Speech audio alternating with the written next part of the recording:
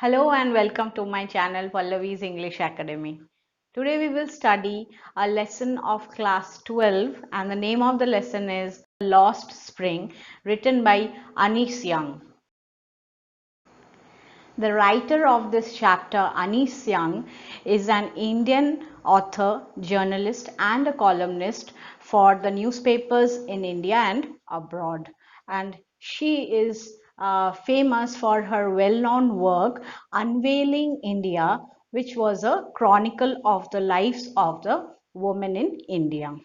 So, friends, do you think that all the children are privileged enough to get all the kinds of facilities that we all get to lead a healthy life? I don't think so. Even you also agree with me, right? So, unfortunately, there are many children around us who are not getting all the facilities that we all get, the basic facilities of life. Rather, their life becomes extremely miserable immediately after they are born. So there are children who are prohibited from better lives unlike others. So the theme of this lesson is spring. Now spring is what? Spring is a season of bloom when all the natural things, you can see the trees, the flowers, they all blossom, right? But here spring is a metaphor to childhood and is associated with every child at the beginning of a bright future. Childhood is associated with what? Childhood is associated with innocence, physical stamina, and vitality. But then it is also the stage for gaining knowledge and learning and going to school. We all, as a child, love to go to school. But don't you think there are several children who are prohibited from going to school? Now, The Lost Spring by Anis Young is a description of these poor children who are condemned to poverty and a life of exploitation. So the two protagonists of the story, Sahib-e-Alam and Mukesh, lose their childhood while carrying the burden of poverty and exploitation. In their bleak stories of exploitation, the author finds glimpses of resilience and hope. So guys, we will see the chapter in a summary form. Now, sometimes I find a rupee in the garbage. Sahib, the rag picker. The first protagonist is introduced over here and his name is Sahib and he is a rag picker. So who is a rag picker? Who just collects all the rags, all the garbages that we throw in our daily life.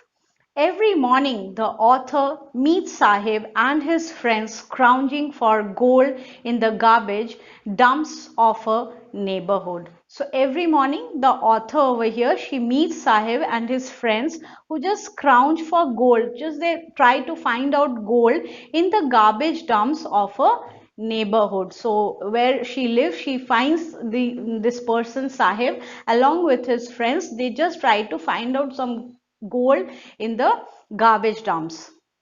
Sahib and his family hail from Bangladesh, but they have left their home a long time ago. So they belong to Bangladesh, but they left that country and they have come to India.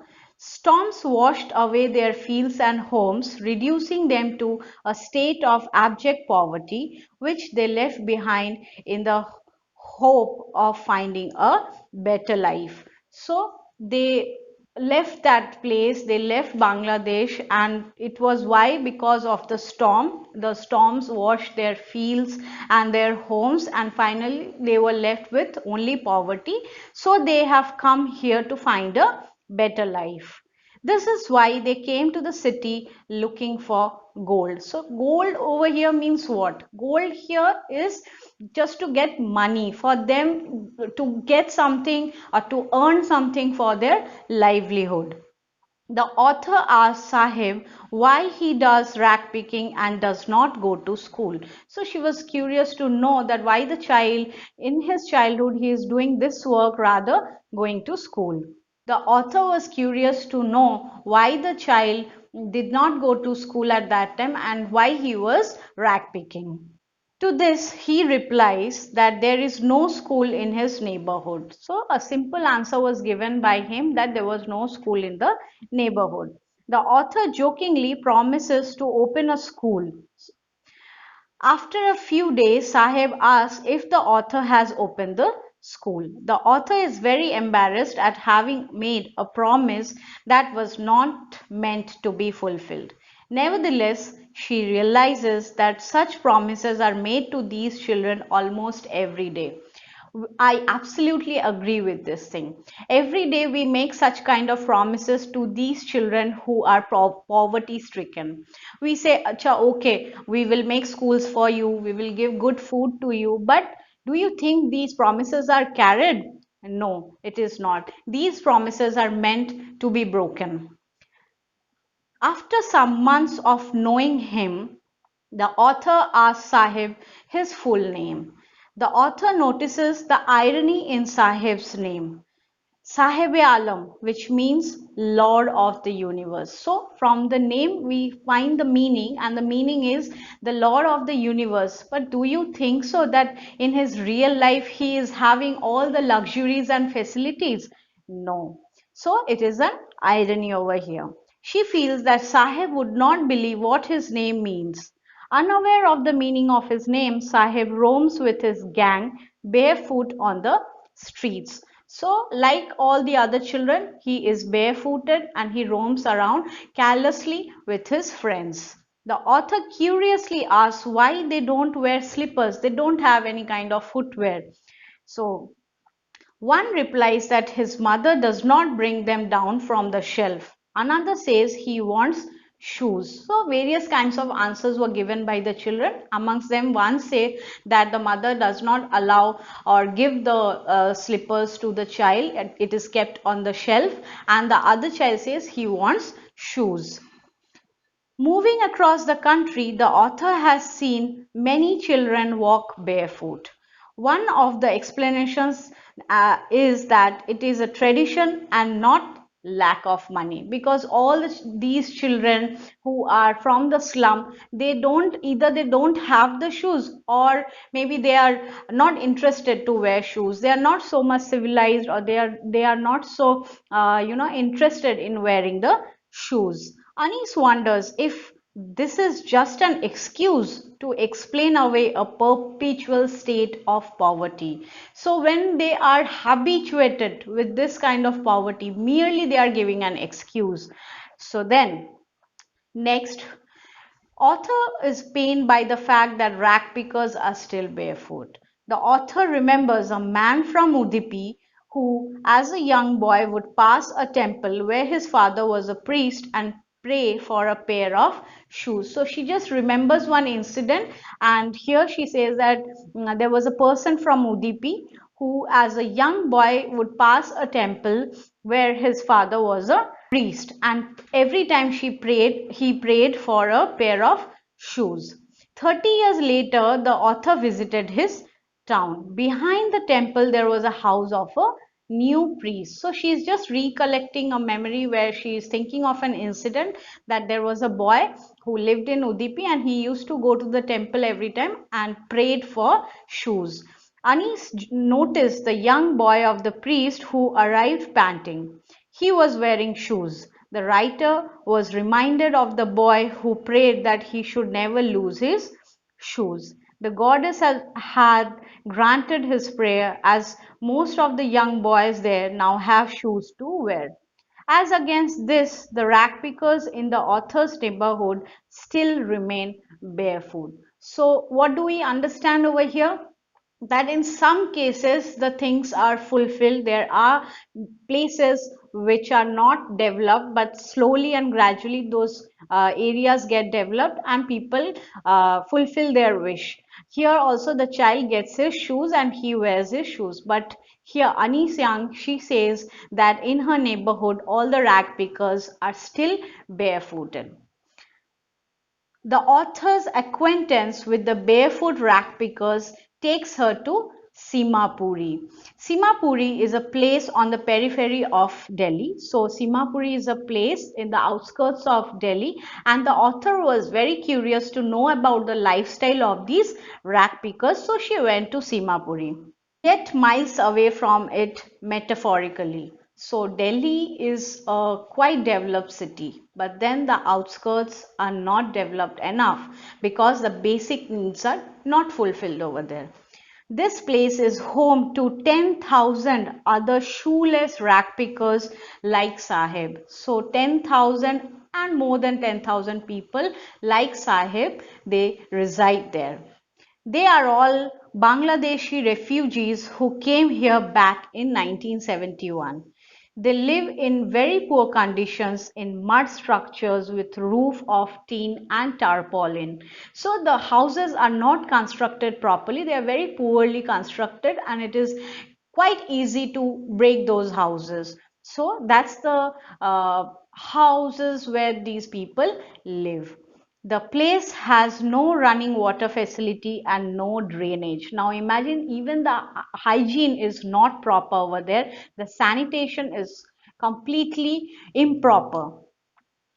The rag pickers have lived here for the past 30 years, and some even more, without identity, yet they have valid ration cards. So the government have somehow provided the ration cards. They have applied for it because they want to reside over there, but the basic needs or the basic requirements are not at all fulfilled.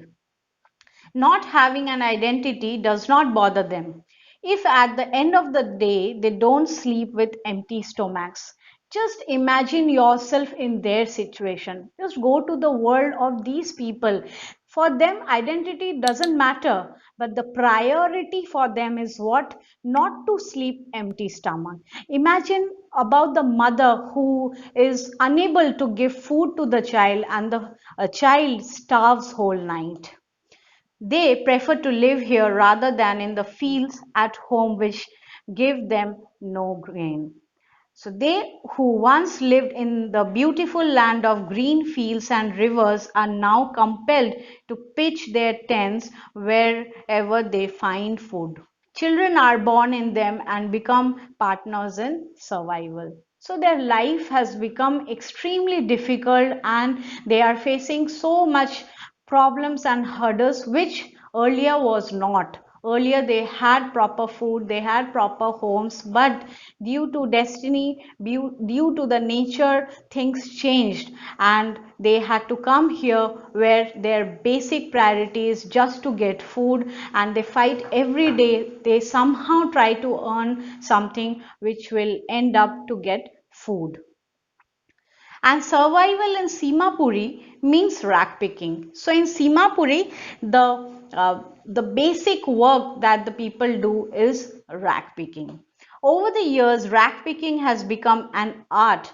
Now, when you are into a work and continuously you do the work, then automatically it becomes an art. Every day, every single day, you try to find out some new way to, do the work. So here rag picking is the work that they do, and every day something new they try to figure out how to pick the rag.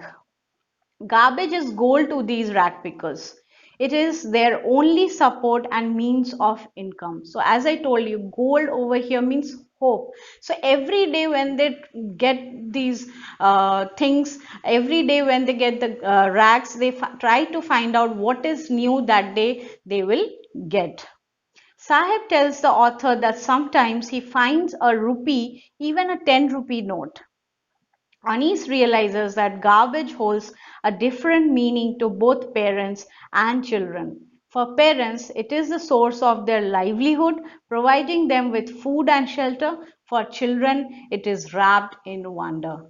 So, again, I would like to tell you that imagine yourself in their place. Then only you will be easily able to relate the whole thing. For the parents, it is just a process, or it is just a way to get money, to earn money. Maybe from the rags they will get something, and they will sell off those rags, and they will earn their livelihood. But for the children, those innocent hearts, for them it is just every day to find something new in a wrapped way, like we get gifts. The gifts are always wrapped and you are so curious to know what you will get the next.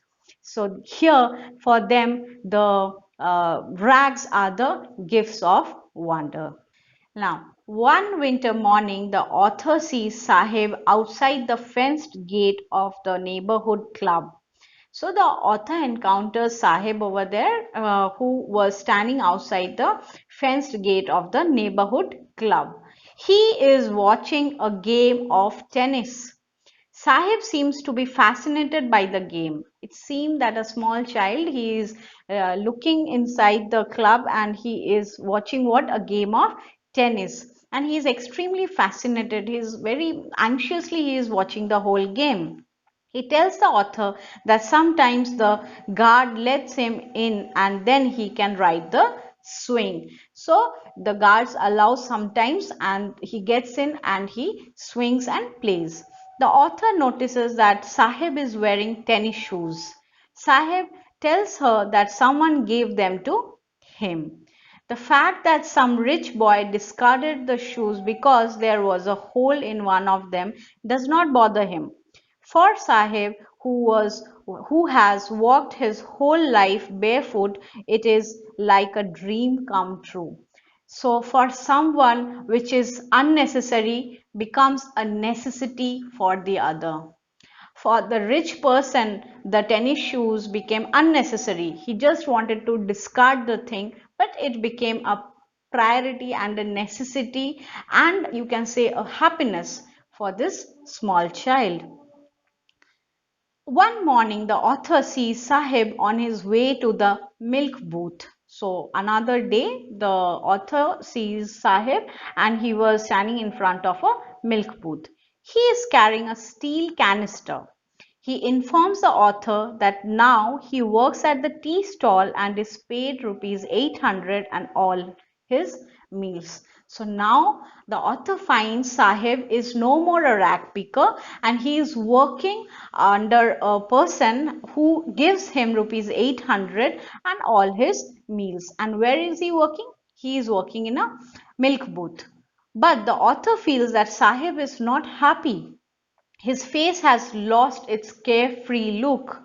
The steel canister seems heavier than the plastic bag. So you have to remember all these lines where it says that though he was working now and he's getting a good amount and he could easily lead a better life, but still he is not happy. He is not satisfied.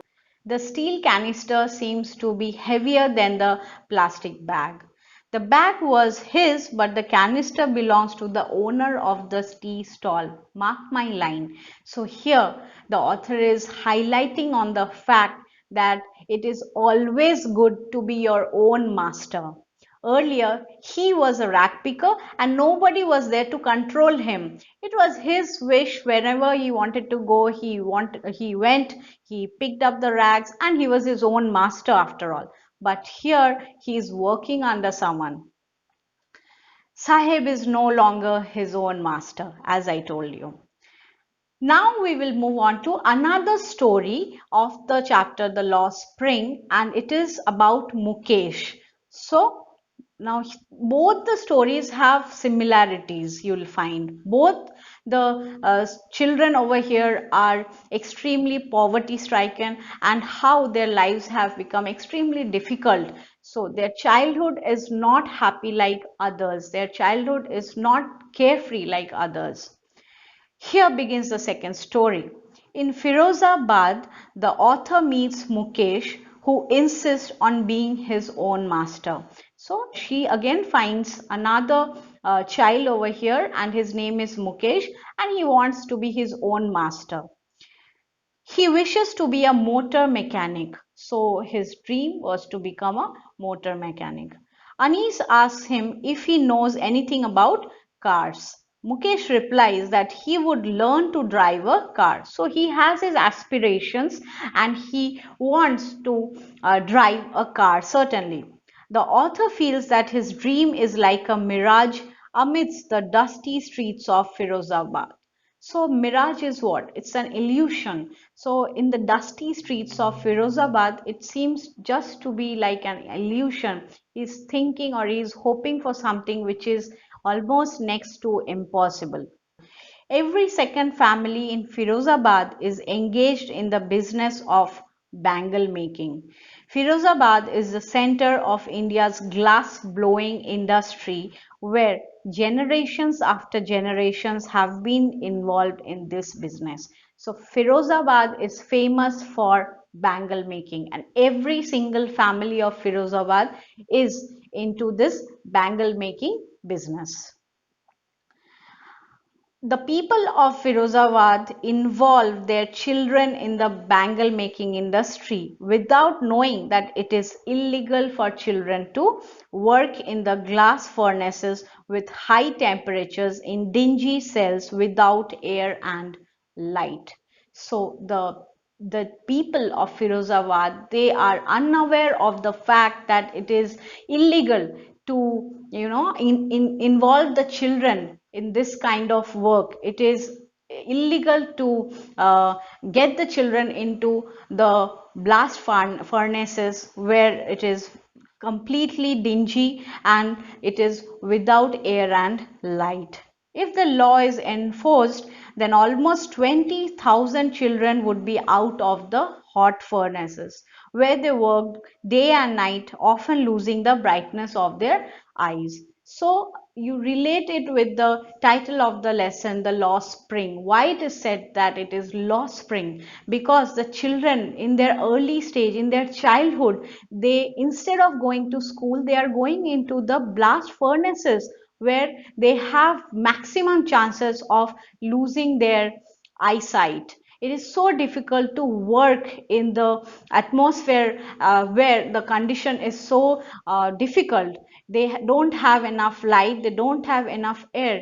Instead of going to the schools, instead of playing with the friends, they are doing such kind of work.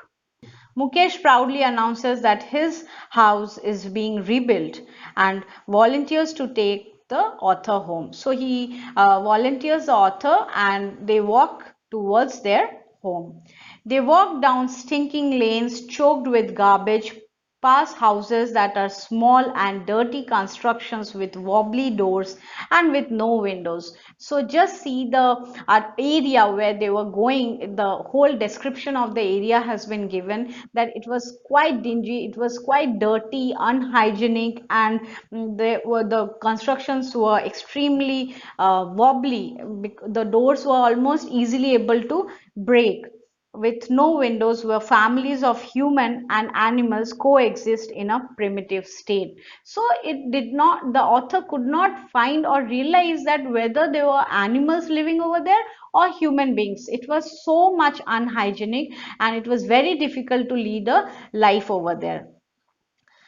They enter a half-built shack, one part of which is thatched with dead grass, and a frail young woman is cooking the evening meal for the whole family. So the author could see over there that the house was poorly constructed, and a weak woman, a frail, quite weak and thin kind of a woman, was cooking the evening meal for the whole family. She is a wife of Mukesh's elder brother. So we see this woman was Mukesh's elder brother.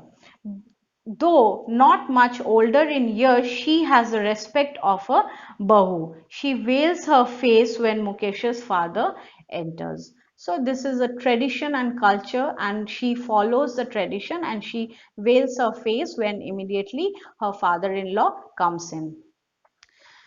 Mukesh's father has toiled hard all his life, first as a tailor and then as a bangle maker. So we find out that Mukesh's father initially by profession was a tailor and later he became a bangle maker. Still, the poor fellow has been unable to renovate his house or send his two sons to school. So he is unable to send his two sons to school, neither is he able to renovate his house properly. All he could manage to do was to teach them what he knows about the art of bangle making. So that was the only thing he could do, and he could just teach the children to know how to make bangles. Mukesh's grandmother has seen her husband go blind with the dust from polishing the glass bangles. She believes in destiny. Can a God given lineage ever be broken? So she thinks that this is what is their destiny. She saw her husband going blind because of the dust particles which went into his eyes, and she accepted the whole thing. She realized that it was destiny and no one can change the destiny. Born in the caste of bangle makers, they have seen nothing but bangles of various colors. So it was just bangles which they could see for all their lives. Again here it is a lost spring. In dark hutments next to lines of flame or flickering oil lamps sit boys and girls with their fathers and mothers, welding pieces of colored glass into circles of bangles. Their eyes are more adjusted to the dark than to the light outside. So it has become a practice, as if it is a ritual, to just go along with the parents to the bangle factories where the people make bangles, and they just sit in the dark gloomy areas and make bangles. They often end up losing their eyesight before they become adults. The author notices a young girl, Sabita, in a drab pink dress sitting beside an elderly woman helping in making bangles. So she saw a small girl whose name is Savita. She is a young girl and she is also helping an elderly woman in making bangles. Her hands move like a machine. Anis wonders if she understands the sanctity of the bangles for Indian women. So Anis sees a girl, a young girl whose name is Savita, and she is continuously making bangles, and she's so expertised in making bangles, and Anis wonders whether she knows the sanctity of these bangles, whether she knows the importance of these bangles after she gets married. So the sad irony will suddenly dawn upon her.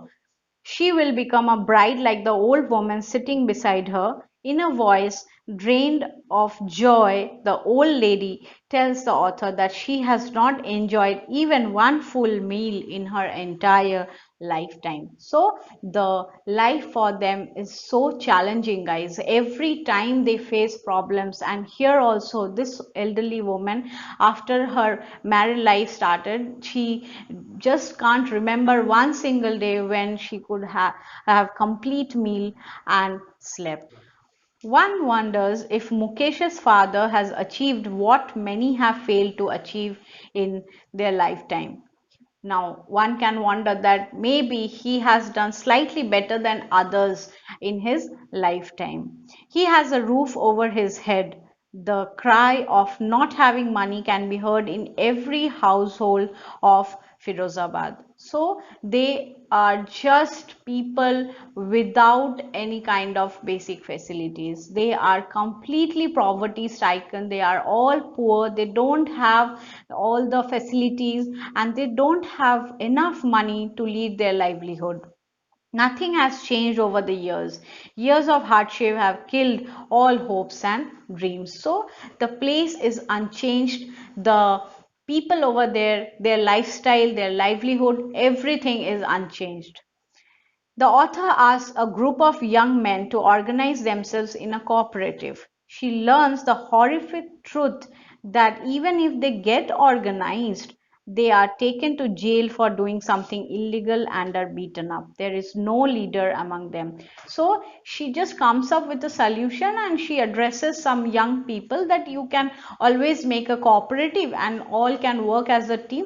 But then she then gets to learn the hard truth that when they try to make such kind of groups or organization, they are immediately taken to the jail for doing something illegal. The author finds two distinct worlds in Firozabad. One is the exploited family caught in the vortex of poverty and the stigma of the caste in which they were born. So this is a practice and this is a tradition that they all have to follow who are born in the makers family. So you just can't go beyond this work and do something else. You have to stick to this particular work and this has to be your occupation. Another is the vicious circle of those who exploit them. So the sahukas, the middlemen and the politicians, lawmakers, the policemen and the bureaucrats all are together exploiting this class of people.